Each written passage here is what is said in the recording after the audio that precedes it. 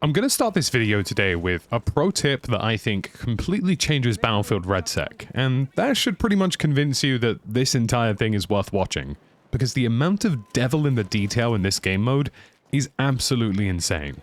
If you feel like you cannot find any plates whatsoever in this game, you're going to want to head on into accessibility options and immediately change the neutral color setting from white to yellow. Now, it could be any color of your choice, but I find that yellow in particular works incredibly well for making a bold, standout color that makes ammunition as well as grenades and everything else super visible when you run past it in looting. But that's not all. From here, you can completely customize the color of your squad mates, the color of your own individual icon, so it's clearer who you are looking at versus who your teammates are looking at, and you can even change the color for things like the plates in the game, and that actually makes it visibly more obvious when you've taken damage as well from a certain direction. You can also head into the HUD settings page and scroll down to find yourself the option to actually change the entire color for an armor soft hit, an armor hard hit, but crucially a headshot. You can have separate colors for hitting a player versus headshotting a player versus killing a player, which makes the visual feedback of how much damage you have done substantially better. And with that better informed visual feedback, you can make better decisions about who you should and shouldn't be pushing, and if it's worthwhile doing so. That one tip is just the tip of the iceberg, and I promise you that wasn't an intentional pun, it's just how the cookie crumbled. But in Battlefield REDSEC, there are so many things to learn and so many different minimal nuances to this game that actually add so much depth that even I wasn't aware of, which is why this video has taken a few days. Lots of people usually message me like, hey, where's the tips and tricks video? Where's this video, this guide? And I'm like, guys, I'm still learning this stuff for myself. But after getting a severe amount of hands-on time, I have some really interesting information that will completely reshape how you approach this game and hopefully get you guys some more wins in this new Battle Royale experience. The first thing that you should know is that loot in this game works entirely differently to any other Battle Royale that you have played, starting with the crate system. Orange crates in this game are actually class-based crates, which means that whoever opens that individual crate, depending on their class, will get a different variation of loot from somebody else. So an engineer opening that crate, for example, might get a landmine, and a recon might get something like a motion sensor. And this is really useful information to learn, especially if you find yourself in a final circle situation against a tank or something and you have no counter to deal with it. Because that means if the engineer in your squad happens to be nearby and they can open that crate, you might get a second layer of protection to fight them. Likewise, if you find yourself in a situation where you're looking for opponents in your local area, using a recon to open these orange crates could result in a motion sensor ball, meaning that you have better awareness of your surroundings. And that contextual loot is really important. The green crates offer general ordnance for anybody, but the black crates in this game specifically are the rarest of rarity, meaning you're going to get higher powered weapons that give you more options. And this contextual loot actually applies beyond the crate system and also applies to different vehicles in the game. For example, if you open an armored ATV by going to the back of it and interacting with the doors, you're likely to find military-grade weapons. If you open the back of a black van, you're likely to find potentially higher tier loot and explosives. If you open an orange van, you're likely to get more class-based loot. And if you open an ambulance, you're actually more likely to get medical supplies, including plates and defibrillators. And this means that you can make more informed choices so that if you're low on plates or perhaps you need some defibs for your squad, you can go, oh, that's an ambulance over there, I can use that potentially to get the equipment that I need at this exact moment. This isn't the only contextual information that's available in the game as well. For example, contracts that you accept on the map in-game are actually contextually based on your location, and this includes the counter and sabotage contracts. Now, if you're offered the ability to counter a contract in the area, that means you are in the proximity of a squad that is currently completing a contract or engaging in one themselves. Likewise, if you get the option to sabotage a vehicle, it's because that means an armored vehicle is near enough nearby, the game considers it to be a viable contract that is available to you.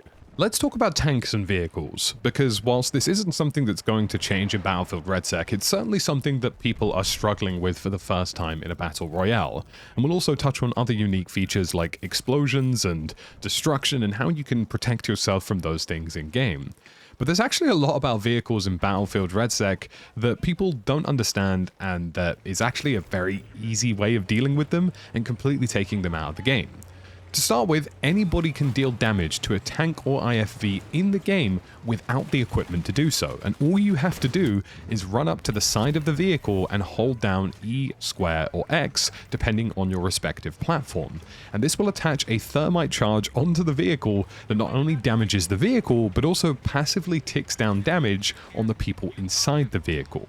If you're an engineer, you can actually double up on this by using the repair tool as a lethal weapon, giving you the ability to thermite the people inside, whilst also using the repair tool as a lethal weapon to damage the vehicle. So for those of you who are unaware of Battlefield physics, repair tools against enemy vehicles actually deal damage to them. Now granted, this does mean that you need to sneak up onto the tank or get close enough to it to do so, but a good smoke grenade or a smoke barrage will allow you to do that in most scenarios, and if you can manage to lure the vehicle towards buildings, it doesn't give them the best vehicular sightlines in order to operate. The later you are into a game as well, you can find yourself automatically being armed with anti-vehicle drops that spawn in the final circles of the game, and each one of these drops will contain, at the bare minimum, a handful of mines and RPGs, or even an N-Law rocket launcher to counter whatever vehicles happen to have survived into the final circle. And once you get your hands on RPGs, rockets, or any kind of ordnance that you happen to have available to you, all vehicles have weak spots. The IFV and the tank have a weak spot at the back of the vehicle, which is predominantly their engine, allowing you to do double to triple the potential damage that you can on the vehicle. A singular RPG shot or a single rocket launcher shot from something that is completely unguided, or even the guided default missile for the engineer, will actually hit the engine block and do potentially half of the health in a single round. So if two of you coordinate to hit the back of a tank at the same time, you actually can completely detonate it pretty much instantly, taking out everybody inside the vehicle and making it impossible for them to be revived. Whilst this is a much trickier weak spot, the IFV actually also has a gap in between the turret and the base of the vehicle that allows it to be instantly ammo racked, which essentially destroys all of the ammunition inside the vehicle. Every vehicle in the game can be completely rearmed by using a vehicle resupply station, but if you're somebody who's feeling particularly cunning, you can actually booby-trap these vehicle supply stations with mines or slams. The mines you're going to have to delicately hide around the vehicle supply station itself, and when the mine detonates, so does the supply station, which deals more damage to the vehicle.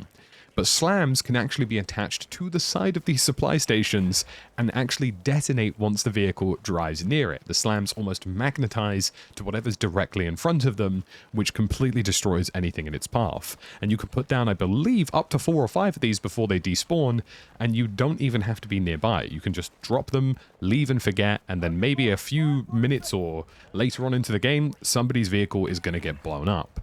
And whilst we're on the subject of explosives like RPGs, mines, and even the new airstrike system, and even the new artillery system, certain types of floor types in the game, such as dirt and grass, do actually have what's known as ground deformation, which means that large explosions will create dips and divots in the ground. Now, whilst these aren't going to be massive trench lines that have the best cover in the world, it is enough for you to go prone in and conceal yourself enough to not be shot on a level playing field. So if you ever find yourself completely out in the open with no deployable covers, it may actually be that making quick use of a mine or an explosive to quickly create your own cover could be effective. But you have to be really careful with this because it only works on certain ground types and won't work on things like concrete in the middle of the road. Keeping the trend with explosives, let's actually talk about destruction in Battlefield's REDSEC Battle Royale. There is a lot to learn here, but as a very basic rule, the larger the structure, the more general defenses and health values it has. Now, not every single building in this game can be completely collapsed, but for the most part, you can deal enough damage to, I'd say about 85% of them that they can be more or less completely diminished. But it isn't as simple as using a handful of C4s and RPGs. Whilst those will work on residential buildings and small structures, and even some of the smaller military structures in this game that are sort of packaged together in almost a flat pack style, the larger structures in this game, like the tall tower blocks, and even some of the larger L-shaped styles buildings, need something like an artillery strike or need something akin to an airstrike in order to actually make impacts on the buildings themselves. And this means that some buildings in final circles are inherently more valuable than others. The larger the structure and the more reinforced it is, the safer you're going to be from offensive strikes. And if you do happen to find yourself in the middle of an airstrike, or you find yourself in the middle of a mortar strike and you just have no way of getting out, the best, safest places for you to actually go to are the elevator shafts that predominantly have zip lines inside the buildings, or if you're in a smaller building, getting under the staircase or under the stairwell is your best and safest option. You're probably still going to take some passive damage from being in a staircase, but you will be protected once the rest of the building drops around you. But it is 100% worth noticing that once you start hearing metal creaking and you actually feel the building starting to shake, that is an indication that the entire structure has failed and will collapse. And being inside that structure whilst that collapse takes place probably will actually get you completely removed from the game, or at least downed. But once that building has come down, there will still be a shell left over from it if you still need to use it for cover in a tricky situation. Another massive, really important tip is that redeploy towers and vehicle trailers are visible on the map when active. Redeploy towers and vehicle trailers also both make sounds in the game too, to let people nearby know that they are occurring. Now, it's a gigantic red circle when somebody's using a redeploy tower on your map or minimap, but with the vehicle trailers, you can actually see that the yellow vehicle trailer or white vehicle trailer icon, depending on your color setting, will suddenly actually turn into the HUD element for a tank or an IFV once that has started to be opened. And this means that you can make informed decisions based on where you are in terms of ambushing these or leaving them alone. Usually if somebody is using a redeploy station though, especially in duos or quads, it likely means that that squad is depleted and probably does give you a very easy numerical advantage to take them on if you approach it correctly.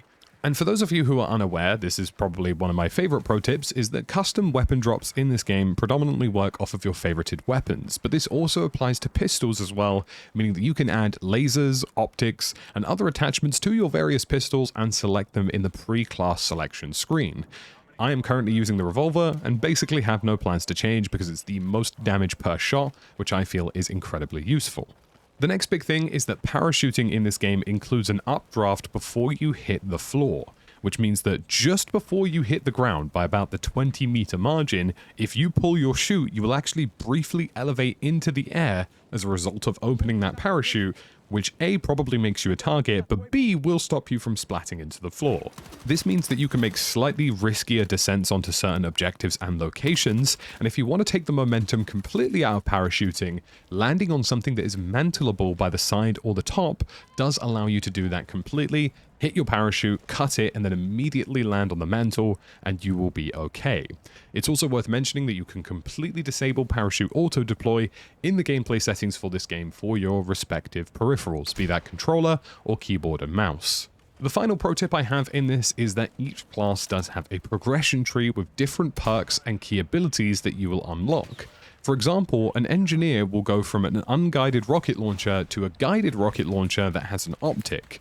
And on top of that, as you progress through the engineer class, you also get the ability to demobilize a tank for 8 seconds, which allows it to perfectly be airstriked or mortared should that guided shell hit its target. So you can coordinate with your duo or quad to demobilize and then immediately airstrike a vehicle, completely removing it from the game, which is a massive, massive power benefit. And there are lots of other different perks for Assault, Recon, and Support, which all have their own benefits not only for that individual player, but also for the squad as a whole. So folks, that's everything for this REDSEC video today, and hopefully you found it super helpful. Hopefully this information will bring you closer and closer to wins and gives you a little bit more understanding of the world around you. Make sure you subscribe, we're on the road to 200k, and of course it does help me as a YouTuber, and drop a like as well. Share this video with your friends, and there will be lots more REDSEC content on the horizon. As always, thank you for watching, and I'll see you again in the next one.